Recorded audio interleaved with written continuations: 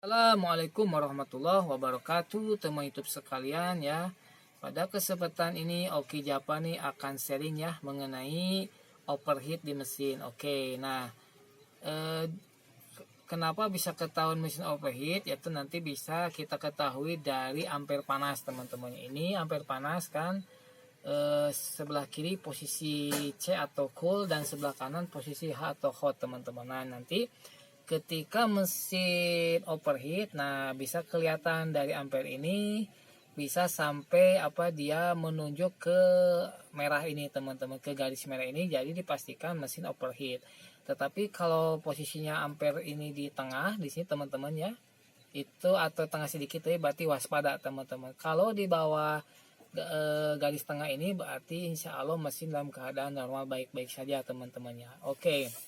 Jadi kenapa mesin bisa overheat teman-teman ya? Jadi ada beberapa sebab. Oke, yang pertama itu adalah dari air radiator coolant yang kurang atau air radiator yang kurang teman-teman. Bisa diakibatkan oleh adanya kebocoran atau ada penguapan teman-temannya. Dan misalkan kita sebagai pemilik kendaraan tidak pernah mengecek air radiator sehingga air radiator berkurang ya teman-teman, yang mengakibatkan mesin bisa overheat. Karena apa?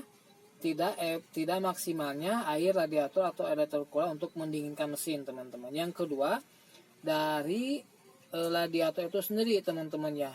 Jadi ketika ada radiator yang bocor, nanti air akan terbuang. Yang kedua, ketika radiator itu mengalami penyumbatan atau mangpet teman-teman ya, maka nanti sirkulasi air tidak akan lancar teman-teman. Oke, nah untuk fungsi radiator itu pun, jadi nanti air radiator coolant atau air radiator akan didinginkan di dalam radiator dan akan dimasukkan ke mesin untuk mendinginkan mesin. Nah setelah itu dari mesin akan keluar dan masuk lagi ke radiator, begitu seterusnya teman-teman, bersirkulasi ya, berputar seperti itu untuk mendinginkan mesin teman-teman. Nah untuk yang ketiga, oke, ada kemungkinan juga penyebab mesin overheat itu adalah dari kipas ya teman-teman, dari kipas pendingin radiator teman-teman. Nah ada dua sistem. Yang pertama sistem mekanik. Kalau sistem mekanik itu perputaran kipas itu menggunakan putaran mesin. Jadi selama mesin berputar maka kipas pun berputar untuk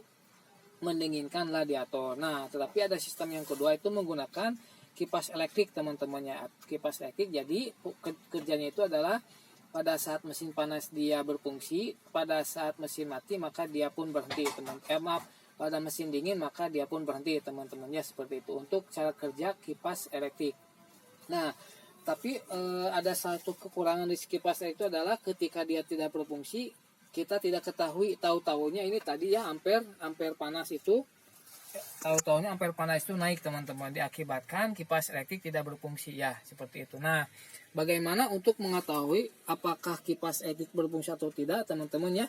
Kalau misalkan teman-teman sudah menggunakan AC mobilnya, nanti tinggal nyalakan saja AC-nya ya. Nah ketika AC dinyalakan, di-on-kan, maka nanti kipas akan bunyi seng gitu teman-teman. Nah tetapi kalau misalkan kipas tidak naik, tidak bunyi, maka itu kipasnya rusak teman-temannya. Selain mengganggu mesin overheat, selain bisa menjadikan mesin overheat, kipas itu bisa mengakibatkan AC tidak dingin ya ketika kipas elektrik tidak nyala. Oke teman-teman, itulah beberapa penyebab ya untuk kenapa mobil bisa menjadi overheat teman-teman. Nah ketika terjadi maka nanti repot juga teman-teman.